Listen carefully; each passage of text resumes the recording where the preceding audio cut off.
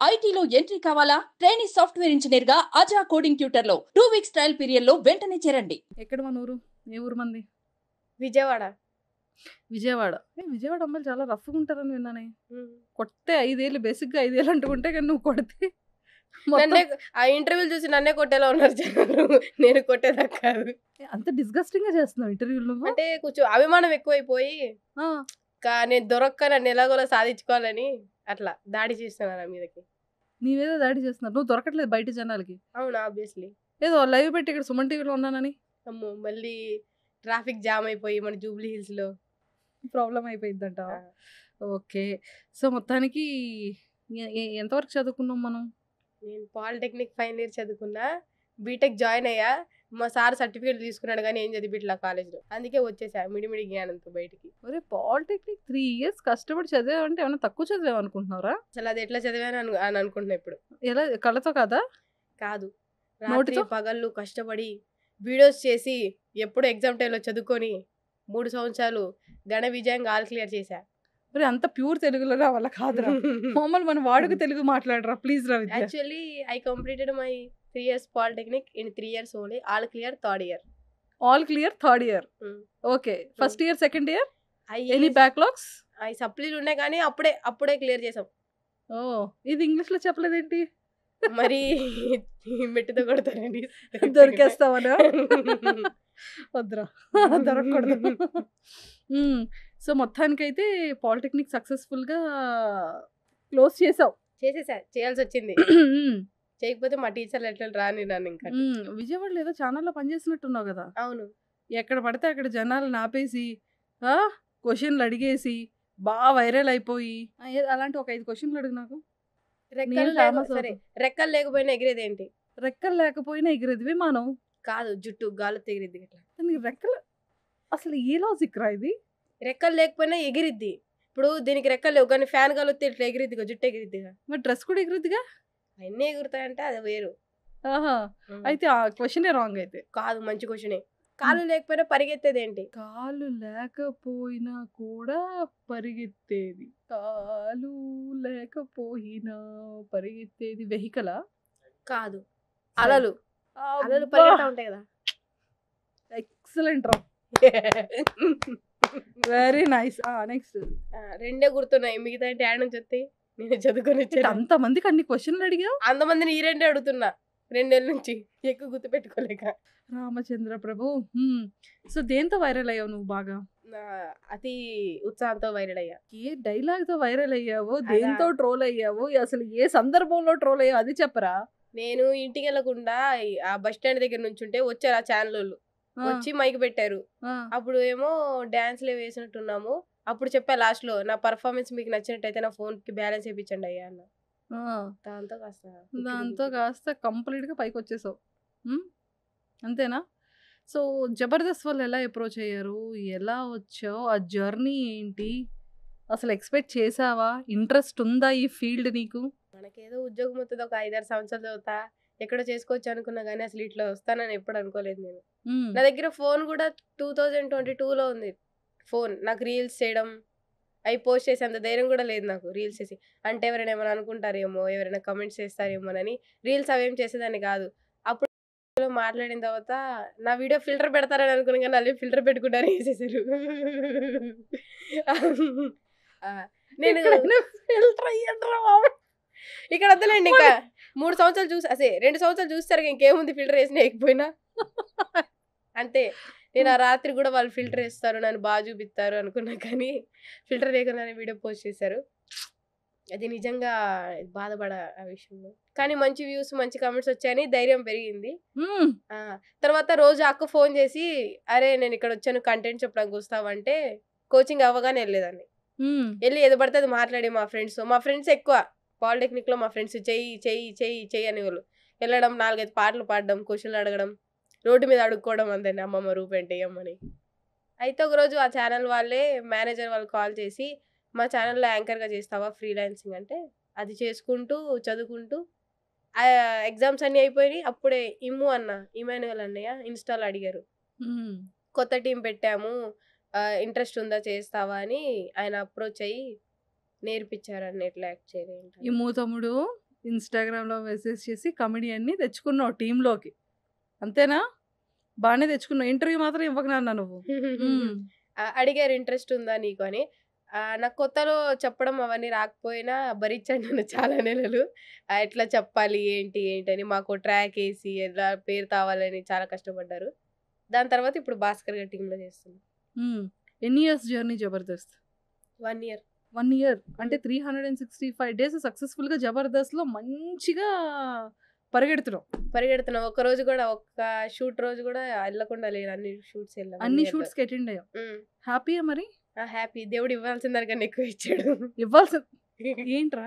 ఎందుకంటే చాలా మంది కష్టపడతారు కదా! ఇన్‌స్టాలో రీల్స్ చేసి, అవి చేసి, ఇవి చేసి. మనకి ఇచ్చాడంటే అదృష్టమే కదా! ఆశకు అంతే. హద్దుండాలి. ఆశకి హద్దుండాలి. ఈ గుండెకి ఉండాలి. కాబట్టి గుండెకి. కాబట్టి నేను అత్యాశ పడకూడదు అనుకుంటున్నా. సో మొత్తానికైతే సక్సెస్‌ఫుల్‌గా 1 ఇయర్ జర్నీలో నీకు ఎవరు బాగా కనెక్ట్ అయ్యారు జబర్దస్త్ టీమ్‌లో? అండ్ శ్రీదేవి డ్రామా కంపెనీకి కూడా అటెండ్ అయ్యావు. సో ఖచ్చితంగా నువ్వు ఎప్పుడు టీవీలో చూసేవాళ్ళని రియల్‌గా వాళ్ళతో వర్క్ చేసే ఒక ఆపర్చునిటీ వచ్చింది. అది అంతమందికి కూడా రాదు. సో బిఫోర్ నీకు ఇష్టమైన వాళ్ళెవరు? నువ్వు అక్కడికెళ్ళిన తర్వాత ఇంకా ఇష్టం పెరిగిన వాళ్ళెవరు? ఫస్ట్ ఏమో పాత వీడియోస్‌లో అట్లా 'ఫై మా అక్క మా అక్కే' అంటే సగం సగం చూడడానికి ఒకేలా ఉంటామని డప్పేసేదాన్ని వీడియోలో. మేమిద్దరం 10థ్ క్లాస్ దాకా చదువుకున్నాం. నేనే లైఫ్ ఇచ్చా అది ఇదని జోకులేసాను. తను 'బిగ్ బాస్' అయిపోయాక వచ్చాక 6 మంత్స్ అవుతుంది వచ్చి. దగ్గర నుంచి చూసాక నిజమేనా అనిపించింది నాకు. నేనేనా నిజమేనా అని. ఆది గారు వీళ్ళందరిని చూసి చిన్నప్పుడు ఫోన్‌లో స్కిట్‌లు చూసుకునేదాన్ని. దగ్గర నుంచి చూస్తుంటే నాకే స్టార్‌లు ఎలుగుతున్నాయి మైండ్‌లో. మైండ్‌లో స్టార్స్ ఎలుగుతున్నాయా? ఇలా ఇలా ఇలా ఇలా? ఆ! ఆ! అసలేం అర్థం కాదు. ఏదో కొత్త ప్రపంచంలా ఉంది. హ్మ్. నేను పలకరించబోయినా వాళ్ళే ఫస్ట్ పలకరించి మాట్లాడతారు. హ్మ్. ఏదో యాటిట్యూడ్ పెరిగిందని విన్నాను విద్యకి. నాకు యాటిట్యూడ్ కాదు, నాకు భయం. నేను ఆన్ కెమెరాలోనే అంత స్పీడ్‌గా మాట్లాడి జోకులేస్తా గానీ, బయట చాలా సైలెంట్‌గా ఉంటా. నాకు అలా అనిపించట్లేదే విద్య. నేను ఆహ్, షూటింగ్‌లో కూడా ఎవరితో ఎక్కువ మాట్లాడను. సైలెంట్‌గా ఒక్కదాన్నే ఉంటా. స్కిట్ అప్పుడు అది కాదురా చేస్తా అంతే. ఎవరైనా అంటే ఆఫ్‌లైన్‌లో ఎక్కువ మాట్లాడతారు. ఆన్ కెమెరాకి వచ్చేసేటప్పటికి కొంచెం భయపడతారు. లేకపోతే కొంచెం అటెన్షన్ ఇదవుతారు. మరి నువ్వేంటి ఆన్ కెమెరా చూడగానే వింగ్స్ వస్తాయా నీకు? రెక్కలు? అది బర్త్ డిఫాల్ట్ అనొచ్చు. ఓకే. సో మొత్తానికైతే జబర్దస్త్ జర్నీ అలా జరుగుతుంది. హ్మ్. సో మరి సుధీర్ గారిని కలిసావా? ఈ 1 ఇయర్‌లో ఎప్పుడు చూడలే నేను. ఈ 1 ఇయర్‌లో ఎప్పుడు చూడలేదు. అదేంటది? ఆయన వచ్చినప్పుడు నేను రాలా, నేను వచ్చినప్పుడు ఆయన రాలా. అబ్బా! అదో పెద్ద సమస్య వచ్చి పడిందే. ఓకే. మరి రష్మి గారితో మాట్లాడావా? హ్మ్. ఏం మాట్లాడావు? ఏమన్నారు నీతో? హాయ్ అంటే హాయ్ అంట. అంతేనా? అక్క కొంచెం బిజీగా ఉండిద్దిగా యాంకరింగ్‌లో. అందుకని ఇంకా డిస్టర్బ్ చేయవు. హాయ్ అంట అంట. హ్మ్. మరీ తిట్టించుకోకూడదు కదా! హాయ్ మంచితనంతో హాయ్ అంది. మళ్ళీ కెలుక్కొని ఎందుకు? అందుకని అంతే. ఆగా. హాయ్‌తో చాలనుకుంటా. ఓకే. సో ఇంకా నెక్స్ట్ ఎవరితో బాగా ఫ్రెండ్ అయ్యావు? కాల్ చేస్తే ఎప్పుడు ఫ్రీక్వెంట్‌గా కలవడం గాని, ఫ్రీక్వెంట్ మాట్లాడడం, ఫ్రీక్వెంట్ చాట్ చేయడం. నాకు ఇప్పటికి గూడా హైదరాబాద్ వచ్చి 1 ఇయర్ అయినా నాకెవరు ఫ్రెండ్స్ ఎవరు లేరు. మా హాస్టల్‌లో ఒక అక్క అలేఖ్య అక్క. తను ఒక్కదానితోనే నేను మాట్లాడతా. షూటింగ్‌లో గూడా నేను ఎవరితో ఎక్కువ ఫ్రెండ్‌షిప్ చేయను. షూట్ దాకే. మళ్ళీ వచ్చి కాల్ చేసే అంత నేను ఎవరితో కనెక్ట్ అవ్వాలి. అంటే భయం మాట్లాడడానికి. ఎవరితోనా మాట్లాడాలన్నా, ఏం చేయాలన్నా. షూట్ రోజే. తర్వాత అసలు నాకంటూ ఎవ్వరు లేరు. నీ ప్రపంచం నీదే మళ్ళీ తర్వాత. ప్రపంచం ఏముండదు. హాస్టల్‌లో అలసిపోయిన బతుకులు, సాయంత్రం 4 మెతుకులు. హాస్టల్ అంటే అన్నం పెట్టిద్దా తిని పడుకోవడమే. ఇప్పుడిప్పుడు కాస్త బాబన్న, ఫైమా అక్క, నరేష్ అన్నయ్య, జిత్తు, పంచప్రసాద్ గారు వీళ్ళంతా క్లోజ్ అయ్యి కొంచెం మాట్లాడుకుంటున్నాం. మాట్లాడుకుంటున్నారు. హ్మ్. సూపర్. ఈవెంట్స్ ఏమైనా చేస్తున్నావా? మొన్న 2, 3 చేశా. అబ్బో! ఒంగోలు ఈవెంట్. రికార్డింగ్ డాన్స్‌లు అసలు ఇట్లా లేపుతున్నారు.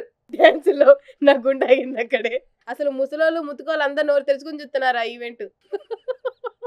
అదే అనుకున్నా ఏ ముసలోడు గుండాకి సత్తాడేమో ఆడే ఆ డాన్సులు చూసాను.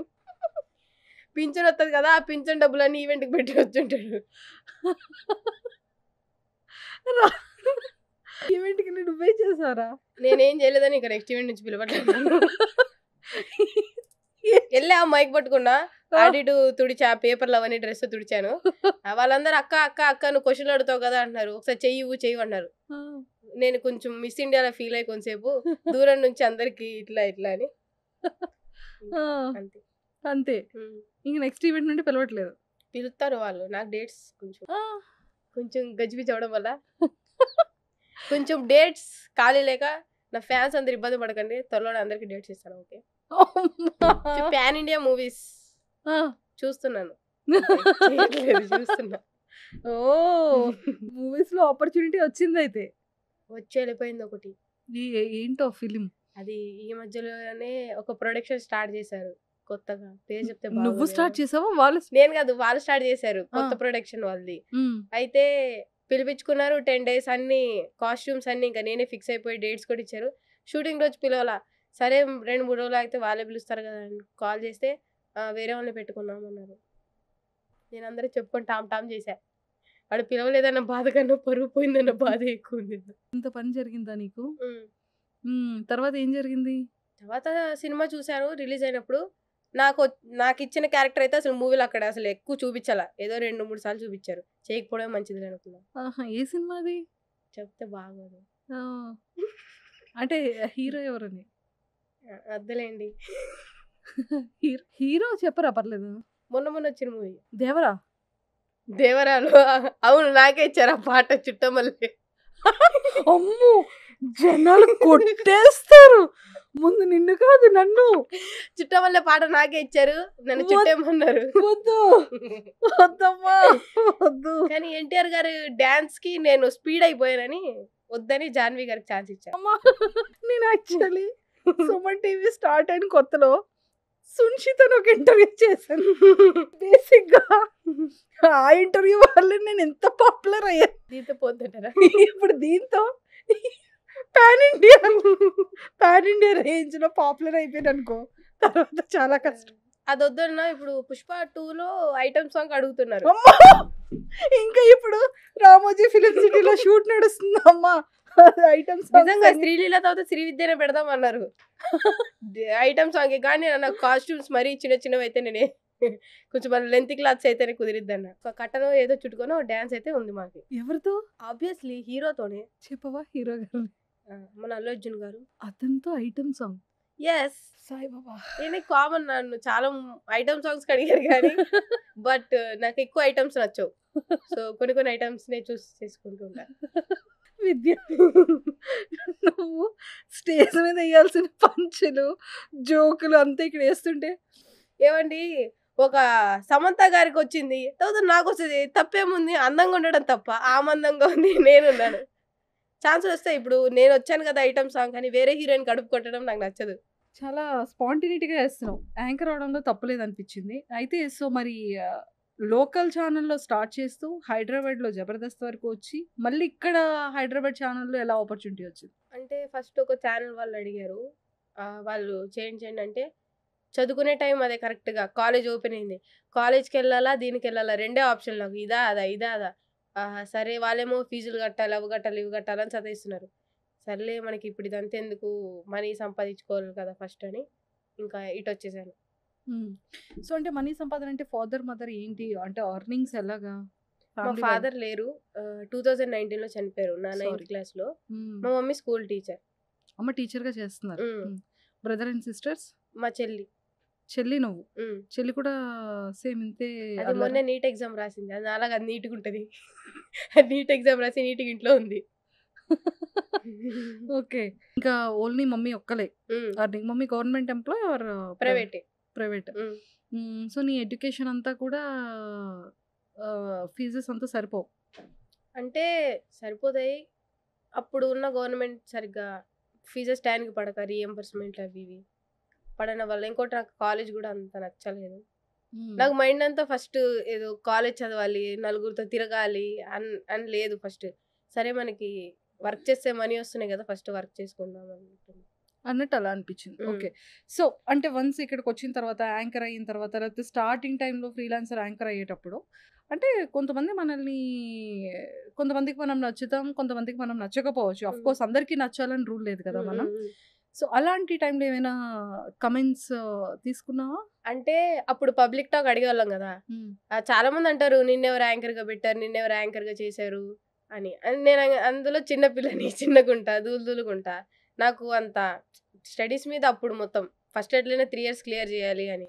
నేను ఎప్పుడు మంచిగా కనిపించాలి కెమెరాలో, అట్లా రెడీ అవ్వాలి, ఇట్లా రెడీ అవ్వాలి. అది ఉండదు. ఎట్లుంటానో అట్లా కాలేజ్ నుంచి వచ్చేసి మొహం కడుక్కొని పౌడర్ కూడా రాసుకునేదాన్ని కాదు. ఫేస్ వాష్ కూడా వాడాలి అని నాకు తెలియదు అప్పుడు పీడీటీవీ ఉన్నప్పుడు. చేసేసేదాన్ని ఎట్లా పడితే అట్లా. తర్వాత సపోర్ట్ ఇప్పుడు మా జబర్దస్త్‌లో కూడా ఇమ్ము అన్న గాని, ఫైమా అక్క గాని వీళ్ళందరిని చూసినప్పుడు వాళ్ళకన్నా బాగున్న వాళ్ళు ఉన్నారు గానీ, వీళ్ళు వర్క్ చేసేంత వీళ్ళకున్న ఫేమ్ ఎవరికీ లేదు.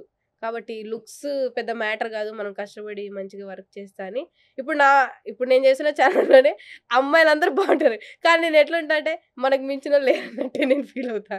నేను ఎప్పుడు అట్లా నేను ఇంకొకటి ఛాలెంజ్ చేస్తా. ఏ ఛానల్ యాంకర్ అన్నా మేకప్ లేకుండా ఇంటర్వ్యూ చేస్తే నా 2 గాజులు అమ్ముకుంటా. ఏంటి ఇక్కడ తీయండి గాజులు లేవుగా నాకైనా. దా దా ఇప్పుడు గాజులు లిప్స్టిక్ ఉందిగా ఒరే లిప్స్టిక్ అంటే ఇది ఆఫ్ కోర్స్ మరి లిప్స్టిక్ పెట్టుకుంటాం కదా. పెట్టకూడదు. నేను చూడండి పెట్టానా, దట్ ఈస్ శ్రీవిద్య. అంటే నువ్వు ఇప్పుడు గెస్ట్ గా వచ్చావు కదా. గెస్ట్కి వచ్చినా ఎట్లా వెయిటర్లో వచ్చినా ఎట్లా వచ్చినా అంతే. మరి జబర్దస్త్ స్టేజ్ మీద ఎలా చేస్తున్నావు? ఇట్లానే చేస్తున్నా, వాళ్ళు అట్లానే చూస్తున్నారు. మరి అక్కడ ఏం చేసుకోవట్లే మేకప్ లిప్స్టిక్ నో. చేస్తే మార్పు ఉందని ఏమైనా చేస్తే చేద్దాం. అసలు మార్పు చేర్పు లేదన్నప్పుడు చేయడం ఎందుకు? ఏ భగవాన్. కాబట్టి ఎంత చెట్టుకి అంత గాలి అన్నట్టు నాకు ఇంత గాలి చాలు మేకప్ వేయాలనేదా. చెప్తున్నా కదబ్బా, వేరే హీరోయిన్స్ కడుపు కొట్టడం నాకు ఇష్టం లేదు. ఇప్పుడు లుక్స్ పరంగా అంటారా ఓకే. ఇప్పుడు అట్లానే మనం బాలీవుడ్, కాలీవుడ్, హాలీవుడ్ వాళ్ళ జీవితాన్ని తినలేం కదా. ఇక్కడ తింటే చాలంటావు. టాలీవుడ్ ప్రస్తుతం ఇక్కడ జీవితం మంచిగా ఉంటే చాలు. నా అందంలో ఎవరికి ఆపద అవ్వకూడదని నా ఆలోచన ఫస్ట్. నైస్ రా. సో జాగ్రత్త అయితే.